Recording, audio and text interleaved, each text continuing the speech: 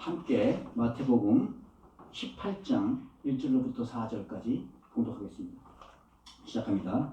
그때의 제자들이 예수께 나와 이르되 천국에서는 누가 크니까 예수께서 한 어린아이를 불러 그들 가운데 세우시고 이르시되 진실로 너희에게 이르노니 너희가 돌이켜 어린아이들과 같이 되지 아니하면 결단코 천국에 들어가지 못하리라. 그러므로 누구든지 이 어린아이같이 자기를 낮추는 사람이 천국에서 큰 자니라. 아멘. 오늘은 함께 하나님의 나라와 어린아이라는 주제를 가지고 여러분들과 함께 말씀을 나누겠습니다. 한국에서는 5월을 가정의 달 행사로 정한 것 같아요. 가정에 관한 가정의 달로 정한 것 같은데요. 가정에 관한 행사가 5월 때는 참 많습니다. 5월 5일날은 어린이날, 그다음 5월 8일은 어버이날, 5월 15일은 세계 가정의 날. 오지랖도 없죠. 5월 21일은 부부의 날, 5월 28일은 또 입양인의 날. 뭐 그렇게 5월 한 달 내내 가정에 관한 행사가 꽉 차 있어요. 미국에서는 어머니날이 있는데 정작 어린이날은 없는 것 같죠. 그런데 사실은 2001년에 조지 부시 대통령이 6월 첫째 주일을 어린이날로 정했습니다. 그런데 이미 미국에서는 교회나 지역사회에서나 자기들 한편 합당하게 어린이날 행사를 해왔기 때문에 아마 호응도를 얻지 못했던 것 같아요. 그래서 미국에서 어린이날은 흐지부지 되어 있는 상태인데요. 하기야 미국은 1년 365일이 어린이를 위한 날 아닙니까? 과언이 아니죠. 원래 우리 한국에서도 20세기 초까지는 어린이날이라는 말을 많이 쓰지 않았답니다. 어린이날 말을 처음 쓰기 시작한 건 16세기 초라고 그래요. 그런데 20세기 될 때까지는 어린이날이라는 말을 많이 쓰지 않았는데 일제 강점을 당하자 선각자들이 어린이들의 미래에 우리 조국의 미래가 있구나라는 사실을 깨달았다는 거죠. 그래서 1923년 5월 1일 날 소파 방정환 선생이 최초로 어린이날을 본격적으로 행사를 시작했다는 거예요. 그러면서 처음으로 월간 잡지 어린이라는 잡지를 발간했습니다. 그때부터 이 어린이라는 말이 많이 쓰이기 시작했는데요. 이 발간사에서 소파는 이런 연설을 했답니다. 어린이들을 어른들보다 더 높게 대접하십시오. 이 말씀 우리 귀에 너무 익숙하지 않습니까? 예수님께서는 어린이를 대접하라는 그 말씀에서 한 발자국 더 나가서 보니까 마가복음은 이렇게까지 말씀하고 있습니다. 누구든지 하나님의 나라를 어린아이와 같이 받들지 않는 자는 결단코 그 나라에 들어갈 수 없느니라. 왜 예수님께서 이렇게 어린이와 하나님의 나라를 직접 결부시켰을까요? 먼저 오늘 본문의 배경에 대해서 좀 알아보죠. 예수님이 제자를 부르신 지 제자를 데리고 이제 3년 이상 같이 공생애를 지내셨습니다. 예수님 조금 전에 베드로로부터 주는 살아계신 하나님의 아들이다 라는 그런 고백도 받았죠. 이로 볼 때 아마 교육이 많이 진행됐던 것 같아요. 이제 졸업을 해도 될 만큼 그런 뜻이 됐다는 것이겠죠. 그리고 이제 마지막으로 예루살렘의 십자가를 향해 나가시는 길이었습니다. 아시다시피 예루살렘은 왕의 도시잖아요. 가시는 길에 예수님께서는 변화산에 올라가 당신의 모습이 하나님처럼 변화되는 모습을 제자들에게 보여주셨습니다. 그동안 감췄던 자신의 본 모습을 보여주신 거예요. 그러니까 예수님께서 예루살렘에 들어가신다는 것은 메시아로 그의 나라를 세우러 들어가신 것으로 이해됐던 것이죠. 그러니까 제자들이 조급해지기 시작합니다. 이제 예수님이 곧 나라를 세우실 것 같은데 왕이 되면 이제 얼마 남지 않은 것 같은데 누군가는 아주 높은 자리를 차지할 것이고 그런 일이 벌어지지 않겠습니까? 그런데 제자들이 생각하기에 자기 사이에 이미 서열이 벌어져 있는 것 같아요. 예수님께서는 무슨 중요한 일이 벌어질 때마다 베드로와 요한과 야고보를 데리고 따로 나가셨습니다. 죽은 소녀를 살릴 때도 그랬었고 변화산에 올라가서 모세와 엘리야를 만날 때도 이 2명, 3명만 데리고 올라가셨죠. 그리고 바로 이 일이 있기 전에 예수님께서는 베드로에게 말을 해서 물고기를 잡아서 그 입에 나온 은입으로 너와 나의 성전세를 내라 라는 말씀까지 하셨어요.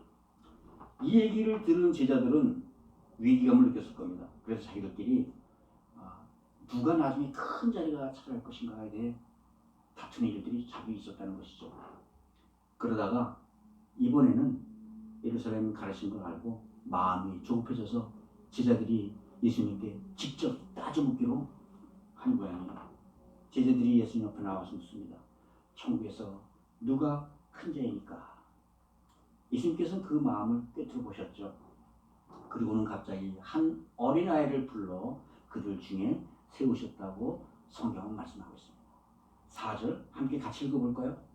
누구든지 이 어린아이 같이 자기를 낮추는 자는 천국에서 큰 자니라. 아멘. 사랑하는 성도 여러분, 여러분도 우리도 천국에서 큰 자가 되고 싶지 않으십니까? 오늘 어린이 주일을 맞아 주님께서는 우리에게 직접 말씀해 드립니다. 어린아이로 돌아가라. 우리 모두 어린아이 같이 자기를 낮추는 자가 천국을 들어갈 것입니다. 우리 모두 자기를 낮추는 우리 모두가 되시기를 주님의 이름으로 축복드립니다. 아멘. 그렇다면 주님께서는 어린아이의 어떤 면을 보고 이렇게 말씀하시는 걸까요? 우리는 이 말씀을 통해 어린아이와 하나님 나라와의 사이의 관계에 대해서 함께 말씀을 나누겠습니다. 첫째로 하나님 나라에서 어린아이는 누굴 말하는 겁니까? 4절 보니까요. 어린아이같이 자기를 낮추는 자는 천국에서 큰 자니라. 주님께서 어린아이같이 자기를 낮춰라, 겸손해라 말씀하시죠. 예수님께서도 말씀하셨습니다. 오라 나는 마음이 겸손하고 온유하니 나의 멍에를 메고 내게 와서 배우라. 아멘. 그렇다면 자기를 낮추라는 말씀의 뜻이 예수님처럼 겸손하라는 뜻입니까? 만약 예수님께서 하신 이 말씀이 세상의 겸손을 강조하신 말이라면 이렇게 따로 어린아이를 불러 여러 가지 계자들에 보이면서까지 말씀하지는 않으셨을 거예요. 예수님처럼 겸손하라에는 매우 중요한 가르침이 있다는 사실을 기억하시기 바랍니다. 빌립보서 2장 6절부터 8절이죠. 그는 근본 하나님과 본체시나 하나님과 동등됨으로 여기지 아니하시고 오히려 자기를 비워 종의 형체로 이 세상에 내려와서 자기를 낮추시고 죽기까지 독점하셨으니 곧 십자가에서 죽으시니라. 예수님의 겸손은 바로 성부 하나님에 대한 철저한 복종에서 비롯됐다는 겁니다. 주님께서는 이런 마음을 어린아이들을 빗대어 본보기로 말씀하시는 줄 믿으시기 바랍니다. 아멘. 그렇다면 우리 아이들이 정말 예수님 말씀대로 복종적이고 순종적일까요? 겸손합니까? 한 번은 제가 우리 아이들을 데리고 올란도에 갔었습니다. 디즈니 월드에 놀러 갔었는데요. 가보니까 입장료가 엄청나게 비싼 거예요. 몰로 갔었는데. 그런데 왔으니 뭐 그냥 기다려서 입장료를 샀죠. 샀는데 그거 가만히 보니까 국민학교, 그러니까 초등학교 이하는 절반이에요. 절반이면 값이 200~300불 차이가 나요. 그래서 생각하기에 한 해는 이제 국민학교 들어갔고 한 해는 이제 2학년이니까 그냥 키도 작고 그러니까 할인 요금 내자. 별 문제 없이라고 생각을 했죠. 그래서 매표소에서 성인 둘, 아이 둘 이렇게 표를 끊는데 갑자기 우리 애들이 제 앞길을 막는 거예요. 그 많은 사람들 앞에서 자기가 이제 초등학교 학생이 됐으니까 자기는 할인표를 끊을 수 없다는 겁니다. 자기들도 이제 이만큼 컸는데 이런 대접을 받을 수는 없죠. 그런 의미 같습니다. 매표소 여직원이 많이 저를 올려다보는데 지금 얼마나 부끄럽고 좀 얼마나 원망스럽든지 등에서 식은땀이 지금도 납니다. 아이들은 확실히 아무 말이나 잘 믿는 순진함은 있지요. 그렇다고 이는 예수님 사시는 이 겸손한 마음과는 많은 거리가 있다는 건 말씀입니다. 차라리 어린아이의 겸손함이란 부모에게 철저히 의지해야만 하는 어린아이들의 무능력함과 전적인 의존성에 있었을 것입니다. 그것이 바로 천국은 세상에서처럼 지위가 높고 낮음으로 사는 세상이 아니라 어린이들처럼 온전히 하나님께 의지하지 않으면 살 수 없는 세상이라는 것을 깨달은 말씀을 좀 믿으시기 바랍니다. 어린애들처럼 자신의 무능함을 깨달아 하나님 아버지를 전적으로 의지하는 그 마음이 바로 천국 백성의 마음이요 천국에서 큰 자가 되는 마음인 줄 믿으시기 바랍니다. 아멘. 어린아이들의 큰 특징은 양면성이 있다고 그러죠. 순진함에 있는 반면은 참 이기적이지 않습니까? 본능적으로 이기적이지 않으면 사실 자기네 자신의 육신을 보존할 수도 없죠. 그래서 그런지 이 세상에 나온 지 불과 2~3일뿐이 안 된 그런 아이들도 자신의 안락을 위해서 많은 것을 요구합니다. 그러나 부모는 그들이 행복해하는 모습을 보면서 그들의 요구를 힘껏 들어주죠. 그들이 행복해할 때 부모가 비로소 행복해지기 때문입니다. 우리는 이를 내리사랑이라 얘기하고 부모의 자식에 대한 사랑이라고 말씀을 하죠. 근데 요새는 부모들이 과거 어느 때보다 정말 비교할 수도 없을 만큼 엄청난 물질 쏟아붓고 사랑을 쏟아붓고 헌신적으로 돌보는데도 우리들 자녀 문제는 점점 심각해지는 세상에 살고 있습니다. 이는 한마디로 말해 자녀 사랑의 결핍 문제가 아니라 우리들이 주는 그 사랑의 문제가 있다는 것입니다. 우리의 사랑은 항상 불완전합니다.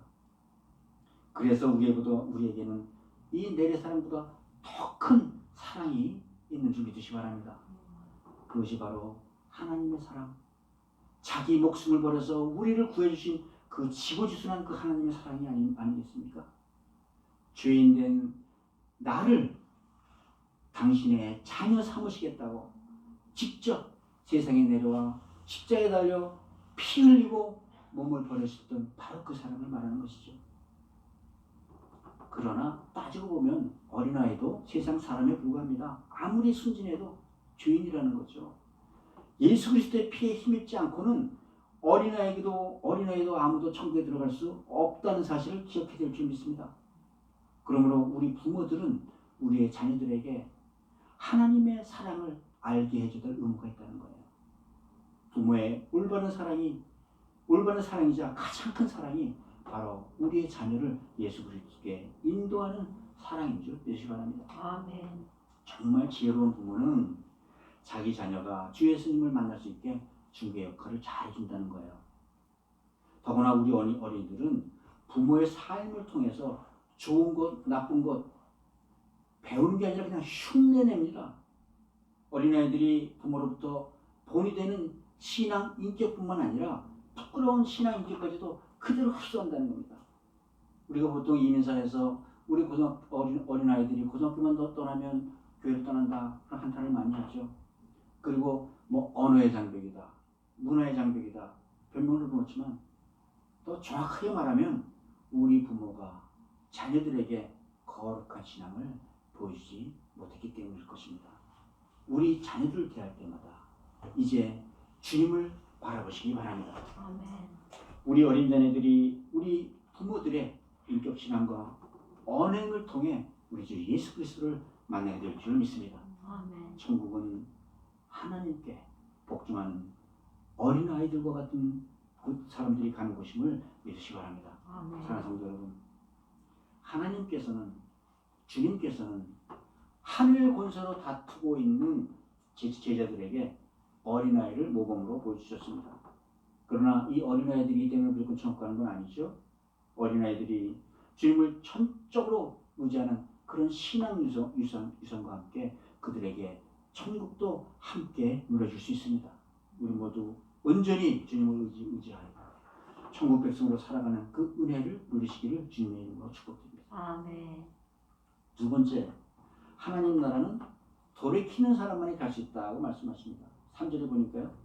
이르시되 너에게 이르노니 너희가 돌이켜 결단코 천국에 들어가지 못하리라. 누가 천국에 들어간다고? 네, 돌이키는 사람이 들어간다는 거예요. 돌이키는 자만이 들어갈 수 있다고 주님께서 말씀하십니다. 여기서 돌이키라는 말은 세상적인 생각으로부터 회개하고 나의 삶의 태도를 하나님을 향해서 바꾸라는 말씀이에요. 제자들은 지위의 높고 낮음에 대해 질문했지만 주님께서는 천국 백성의 자격으로 대답해 주신 것이죠. 천국에 들어갈 자 누구나 마음을 돌이켜 어린이처럼 낮아져야 된다고 대답하신 것이에요. 주님은 제자들을 향하여 메시아 왕국에 대한 그들의 생각을 완전히 돌이켜서 변화될 것을 요구하고 주문하고 계시는 것입니다. 만일 제자들의 생각이 세상에 사로잡혀 돌이키지 못한다면 그들은 결국 천국에 들어갈 수 없기 때문입니다. 왜냐하면 천국은 세상과는 반대로 남을 섬기는 자가 큰 자가 될 것이며 어린아이같이 하나님 믿고 의지하는 자들의 세상이 될 것이기 때문입니다. 그런데 우리는 정말 이 세상을 살면서 남을 섬기는 자로만 살아갈 수 있다고 믿으십니까? 정말 아무 생각 없이 완전히 하나님께 의지하며 우리의 삶을 영위할 수 있다고 생각하십니까? 사도 바울도 고민하죠. 내 몸 안에는 선을 행하려는 법과 죄의 법이 함께 있어 죄의 법이 나를 사로잡는도다. 오라 나는 공고한 인생이로다. 범인하지 않습니까? 우리의 범인과 똑같은 범인 아닙니까? 내가 선을 살면서 행하고 싶어도 나의 육신은 그렇게 따라주지 않는다는데 우리의 문제가 있다는 것이죠. 문제는 어린아이처럼 살고 싶어도 우리의 육체가 너무 커졌다는 것. 이제는 더 이상 어린아이처럼 내 육신의 안전을 나의 부모에게 의지하지 않는다는 것이에요. 더 이상 부모가 이끄는 대로 쫓아가기에는 너무나 많은 경험들을 해버렸어요. 오히려 이제는 내 부모를 내 힘으로 보호하고 인도될 처지로 바뀐 것이죠. 어린아이가 사실 자기 마음대로 행동하지 못하는 것은 사실은 그들에게 그만한 힘이 없기 때문입니다. 힘이 없는 존재이기 때문에 어린아이들은 스스로 무엇인가 처리할 만한 능력이 없었죠. 그러므로 어린아이들에게 나의 필요를 공급하는 부모나 어른들은 언제나 커다란 존재일 수밖에 없습니다. 만약에 부모가 보호해주지 않는다면 그들은 바로 세상의 폭력에 노출될 수밖에 없는 것이죠. 그러므로 순수했다기보다 무능력했다고 보는 게 맞는 표현일 것입니다. 그러다가 이제 시간이 지나서 우리는 외부의 폭력으로부터 자신을 지킬 수 있을 만한 최소한의 힘과 능력을 길렀죠. 그래서 이제는 다시 어린아이처럼 돌아갈 수 없습니다. 우리의 육신은 우리가 어린아이처럼 돌아가는 것을 원하지 않습니다. 그러면 우리는 정말 천국에 들어갈 수 없는 걸까요? 또 다른 한 면도 볼까요? 우리가 어린아이처럼 되고 싶어도 우리의 마음이, 우리의 혼이 이미 너무 커졌다는 거예요. 육신이 어른으로 커지자, 자라나자 우리의 마음도 커졌죠. 생각이 커져버렸고 지적인 세계가 넓어졌습니다. 우리의 생각이 내가 정말 가지고 있는 것 이상을 뛰어넘어 버리고 말았어요. 욕심과 욕망이 우리를 더 이상 순진하게 내버려 두지 않습니다. 우리가 다시 어린아이로 돌아가기에는 세속의 때가 너무나 많이 묻어버렸다는 거예요. 하나님을 사랑한다면서도 눈치껏, 재주껏, 형편에 맞게 사랑하지요. 이웃을 사랑하라 하는 말씀 듣고도 이웃에 군림하고 싶죠. 나도 모르게 안목의 저녁, 육신의 저녁, 이생의 사랑이 우리의 혼을 뒤엎고 있다는 것입니다. 이런 욕심으로 인해 우리는 무수한 실패를 겪습니다. 이 실패로 인해 우리의 마음도 우리 얼굴도 굳어지는 것이죠. 여러 가지로 만났던 이 험한 인생살이가 우리의 삶을 더욱 굳게 만드는 것이죠. 굳은 살을 벗겨보려고 애를 쓰지만 되지가 않아요. 우리가 발뒤꿈치를 벗겨내면 2, 3주 후에는 더 두꺼운 발껍질이 생기잖아요. 이미 굳어진 우리의 삶을 바꿔보려고 여러 가지 애를 써지만 굳은 삶이 변하지 않습니다. 나를 고집하는 그 굳은 삶이 변하지 않는데요. 그래서 세상의 철학으로, 세상의 종교로 우리 마음을 달래보지만 제대로 되는 거 하나도 없습니다. 이제는 내 힘으로 내 욕망의 늪을 빠져나가는 걸 불가능하다는 걸 알게 되었어요. 결국 우리 스스로는 죄인의 굴레를 단 한 발자국도 벗어나지 못한다는 것이죠. 그러면 예수님의 말씀대로 우리는 결코 천국에 들어가지 못하게 될까요? 하나님께서는 우리의 이런 무능함을 아시고 우리에게 새 언약을 주셨습니다. 우리가 아무리 애썼어도 할 수 없었던 그것들을 불쌍히 여기고 우리에게 새 마음을 주신다고 약속해 주신 거거든요.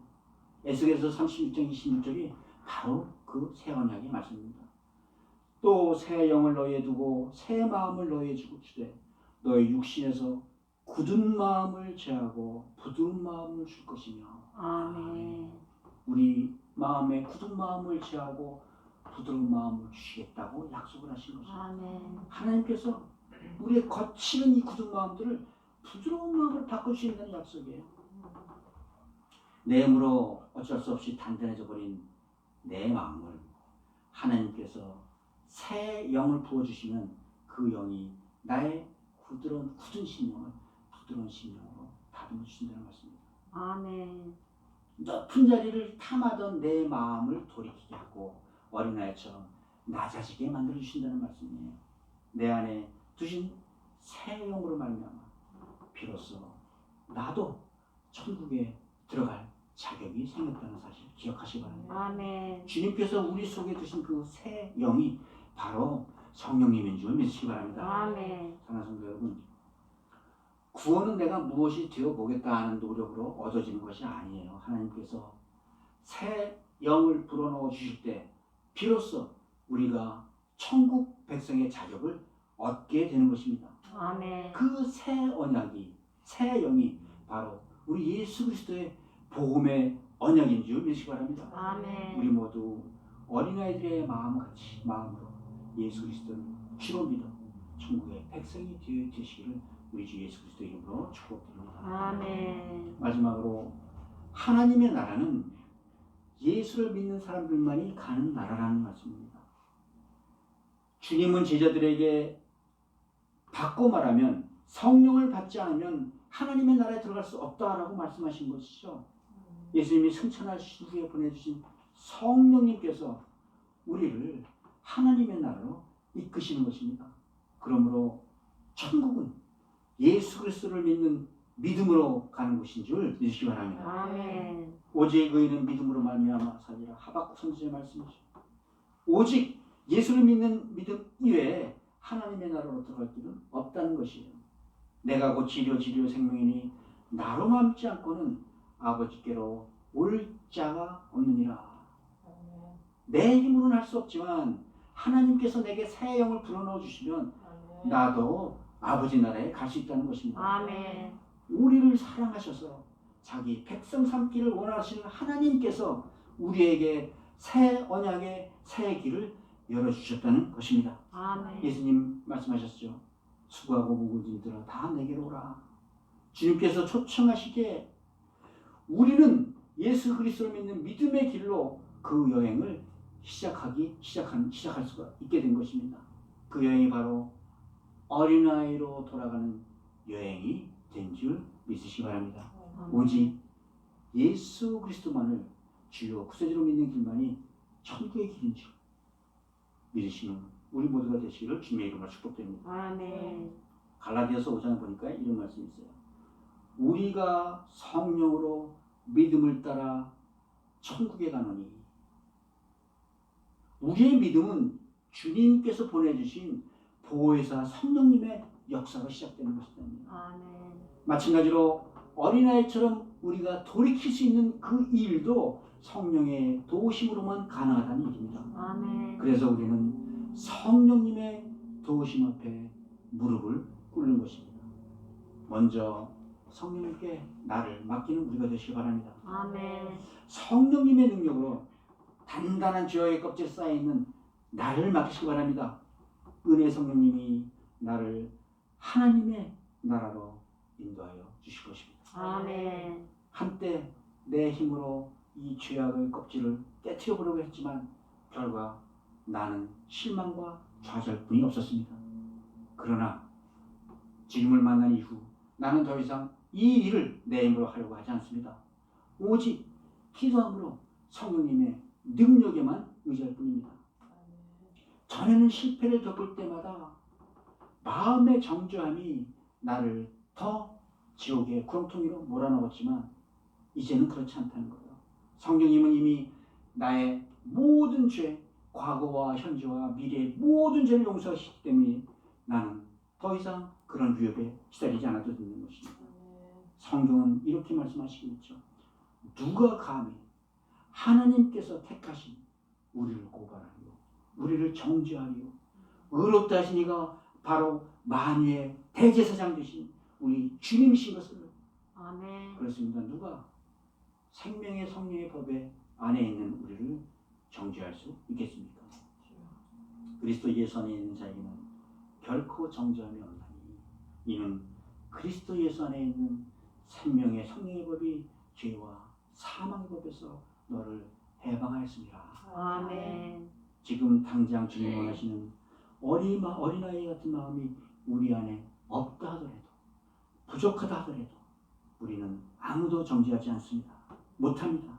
이미 죄와 사망의 법에서 생명의 법으로 옮겨왔기 때문이죠. 아멘. 대신에 성령님의 새 생명의 부활의 능력이 우리의 마음을 계속 어루만져 주실 줄 믿으시기 바랍니다. 아멘. 믿는 자에게는 능치 못한 일이 없으리라 하신 주님께 의지하면 주님께서 이루어 주시는 줄 믿으시기 바랍니다. 아멘. 내 능력으로 할 수 없지만 주님을 믿으면 하나님께서 너희 대신 내가 하리라 약속해 주신 것이에요.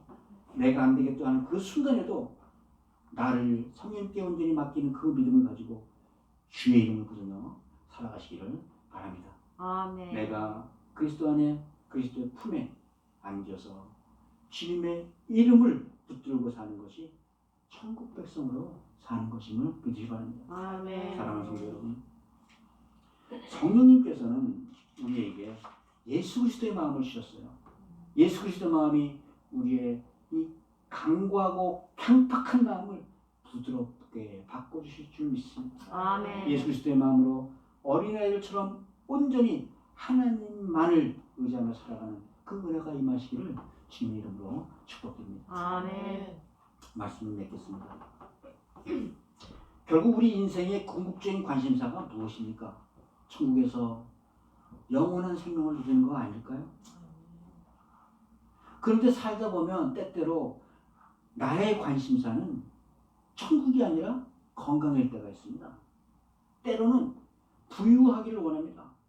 가난을 벗어서 윤택하게 살아보는 것이 내 주연 관심사가 될 때도 있습니다. 정말 개인 재산이 엄청나게 많아서 세상 방법곡곡에 개척교회를 엄청나게 세우고 그럴 수 있으면 참 좋겠습니다. 또 가끔은 세상 권력도 잡고 세상의 명예도 누리며 살고 싶습니다.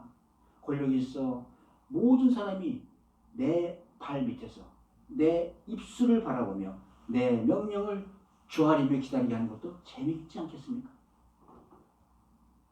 아니 목사도 이런 관심을 가지고 사냐고요? 물론입니다. 세상살이는 예수님의 제자들이나 여러분들이나 저나 누구나 다 마찬가지입니다.